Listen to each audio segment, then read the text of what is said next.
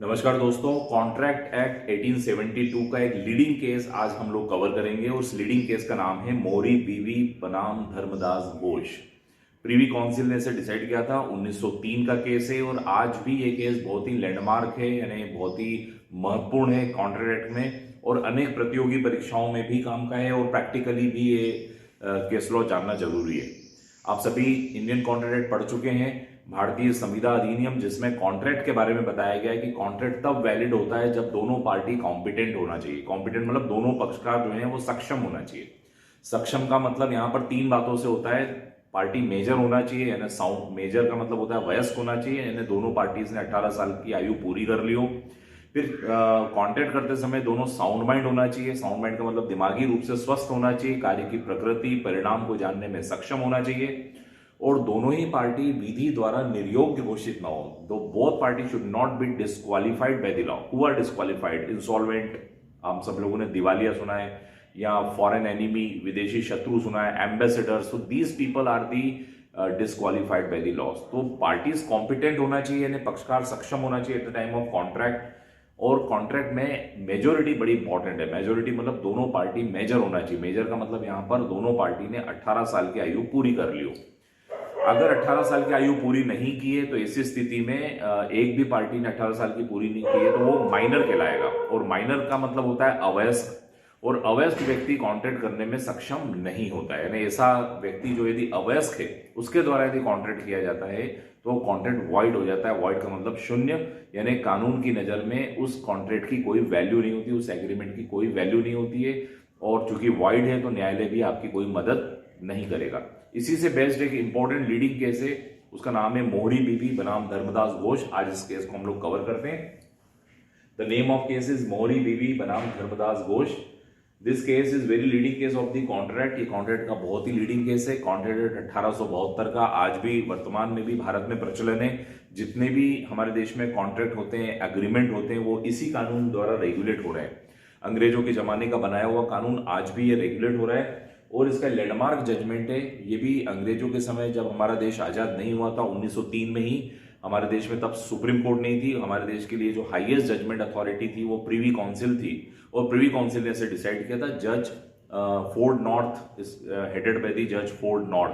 तो जज का नाम भी आपको याद होना चाहिए। तो ये कहता है कि माइनर के साथ यदि आप कॉन्ट्रैक्ट करेंगे उसके बारे में ये पूरा केस डील करता है। तो प्रीवी काउंसिल ने 1903 में इसमें जजमेंट दिया कि यदि व्यक्ति 18 साल से कम है, the person is below age of 18 year, तो वो माइनर है और ऐसा व्यक्ति कॉन्ट्रैक्ट करने में सक्षम नहीं है और उसने कॉन्ट्रैक्ट कर भी लिया है तो वो कॉन्ट्रैक्ट वाइड होगा एब इनिशियो। एब इनिशियो का मतलब प्रारंभतः, शुरू से ही वाइड होगा। यानी समय गुजरने के बाद भी डॉक्ट्रिन ऑफ रेटिफिकेशन उस पर लागू नहीं होगा। यानी समय गुजरने के बाद भी वो रेटिफाई नहीं होगा। मतलब मान लीजिए वो मेजर हो जाए तो क्या वो कॉन्ट्रैक्ट वापस से रेटिफाई कर सकते हैं? नहीं, रेटिफाई नहीं कर सकते। वो कॉन्ट्रैक्ट शुरू से ही वॉइड है, यानी शून्य है। अब इस केस के फैक्ट्स क्या थे? ये इस केस के बड़े ही इंटरेस्टिंग फैक्ट थे। इसमें दो पार्टीज के नाम आपको याद रखने। जो धर्मदास घोष, जो आपको यहाँ पे रिस्पॉन्डेंट के रूप में दिख रहे हैं, ये माइनर थे धर्मदास, और इन्होंने ब्रह्मदत्त का एक अटॉर्नी था जो उनकी तरफ से काम करता था, केदारनाथ। तो इसने ब्रह्मदत्त से कुछ मनी ली, यानी केदारनाथ से मनी ली।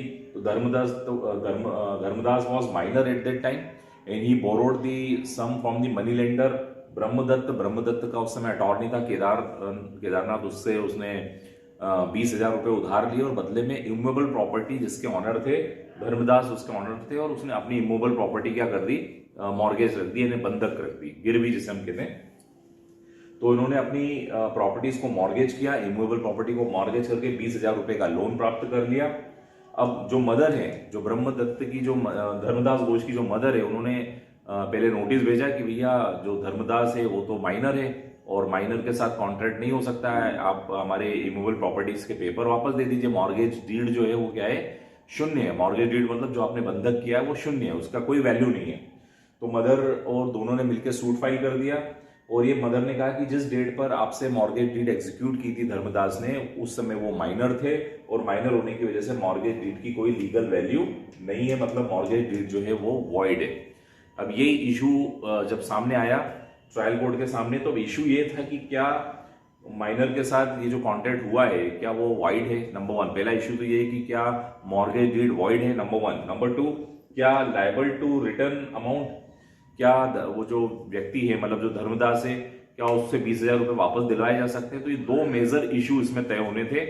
और ट्रायल कोर्ट ने जब पूरा मामला देखा तो ट्रायल कोर्ट ने ये देखा कि चूंकि जब कॉन्ट्रैक्ट एग्जीक्यूट हुआ था, यानी मॉर्गेज डीड जब बनी थी, तब धर्मदास घोष माइनर थे, और माइनर होने की वजह से ट्रायल कोर्ट ने जजमेंट दे दिया धर्मदास घोष के फेवर में।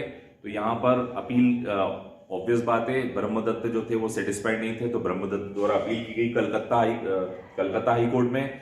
कलकत्ता हाई कोर्ट ने भी अपील को रिजेक्ट कर दिया। तो अब ब्रह्मदत्त जो थे उनकी तरफ से फिर मोहरी बीवी आ गई, उनकी एलआर, उन्होंने प्रीवी काउंसिल में केस लगा, और प्रीवी काउंसिल ने भी ट्रायल कोर्ट से जो कॉन्करेंट फाइंडिंग चलती आई उस कॉन्करेंट फाइंडिंग को ही अफर्म कर दिया। मतलब ये कह दिया, तीन बातें इसमें प्रिंसिपल्स लेट डाउन हुई। मुख्य बातें ये आई, सबसे पहले कि contract with minor is void ab initio, यानी माइनर के साथ होने वाला कॉन्ट्रैक्ट शून्य होता है और प्रारंभ से ही शून्य होता है। यहां पर एब इनिशियो एक लैटिन मैक्सिम है। एब इनिशियो का मतलब होता है फ्रॉम द वेरी बिगिनिंग, मतलब प्रारंभ से ही, यानी बाद में भी इसको रेटिफिकेशन नहीं कर सकते। अब एक इश्यू और उठा था इसमें, सामने वाले व्यक्ति ने कहा कि साहब माइनर तो कह रहा था कि मैं तो मेजर हूं, मैं तो 18 साल से ऊपर हूं, तो क्या डॉक्ट्रिन ऑफ एस्टोपल लागू होता है? एस्टोपल भी लागू नहीं होता है, विबंधन का सिद्धांत भी माइनर के ऊपर लागू नहीं होता है। यानी माइनर के ऊपर ये नहीं कहा जा सकता है कि माइनर अपने आप को मेजर कह दे और उसकी बात आप रिकॉर्ड भी कर लो तो भी वो माइनर के ऊपर एप्लीकेबल नहीं होती है। तो doctrine of estoppel and doctrine of ratification दोनों माइनर के ऊपर लागू नहीं होते। और ये भी कहा गया कि minor can't force to give back, क्या माइनर को फोर्स किया जा सकता है कि 20,000 रुपये वापस दिलवाए जाए? नहीं, न्यायालय ने बोला कि माइनर को आप फोर्स भी नहीं कर सकते हो to give back the amount of money not bound by the contract, क्योंकि माइनर जो है उस कॉन्ट्रैक्ट से बाउंड नहीं है। क्योंकि बाउंड ही नहीं है तो आप इन्फोर्स भी नहीं करा सकते हो।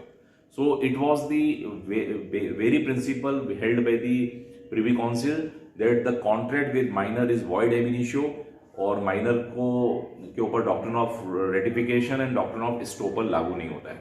तो ये है मित्रों मोहरी बीवी बनाम धर्मदास घोष का केस जो 1903 में प्रिवी काउंसिल ने डिसाइड किया था। I hope you enjoyed this lecture. Kindly subscribe my channel law easy. Thank you so much.